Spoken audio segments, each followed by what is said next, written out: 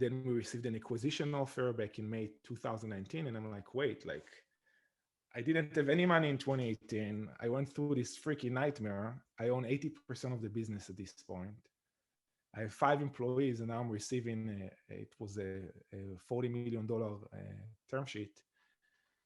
And then it was a very hard call because after 3 weeks, they changed the bid to $70 million.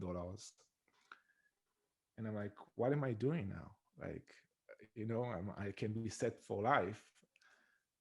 But Conrad helped me with the thought process. And my wife, Julianne, wanted me to sell the company for me to finally take a break. My mom, Nana, wanted me to sell the company for me to finally take a break. And it was weird because I was really sad. Like imagine you can be set for life now and come and taking a break and move on to the next experience. But I was really depressed and sad. And like, as I kept digging into it, I'm like, no, I want to build the product for the people, a product that empowers the people, similar to how I learned trade skills, and it allowed me to really support my family. The world needed Nana. So let's build Nana for the people. That's incredible. So how did that kind of change how you set out to then build the company from there? And maybe this is a good segue into Nana Academy. Yeah, for sure. So first of all, as soon as we decided to turn down the the acquisition offer, immediately Conrad asked if he can put even more money in the company. So he gave us another $450,000. So he had a $1 million position in the company back then. And from there it was again a domino effect. More great investors wanted to join and kind of help us shape the vision.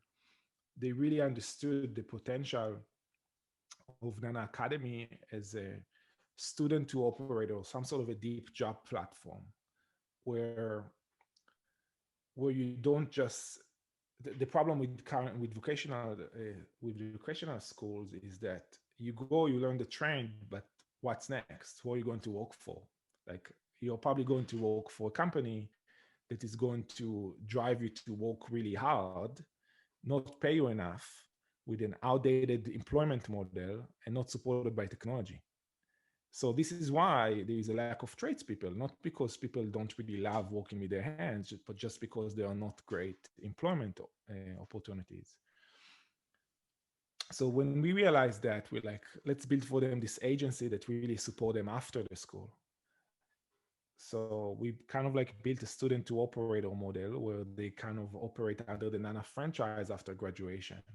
And in this way, we really hit product market fit when it comes to technicians. It was very interesting because I handed, it was kind of like a guerrilla marketing offline. I handed a bunch of Nana Academy cards for my friends. And, like they just walked around the streets, met cool people, and like, hey, you should check out Nana Academy. Or even if they took an Uber ride, some of them I heard handed out cards to the Uber drivers. And back then we used to have an in-class academy in Alameda, California. And first week, 5 people came.